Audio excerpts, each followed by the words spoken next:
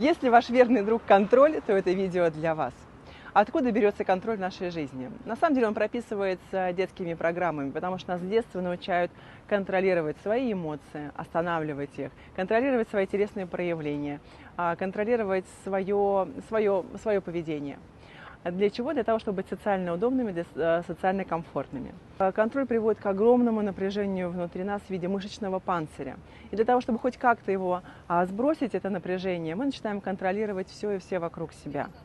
И это может привести как будто бы к иллюзорному ощущению безопасности или к иллюзорному ощущению свободы. Но на самом деле контроль приводит только к тотальному напряжению в теле. Для того, чтобы освободиться от этого напряжения, нам необходимо прийти к доверию к себе, научиться лучше себя чувствовать, больше себе доверять пространству, в котором мы находимся, и прийти к некоторой потокости, то есть это более глубокое состояние. Если вам эта тема интересна, приходите на группу, будем исследовать.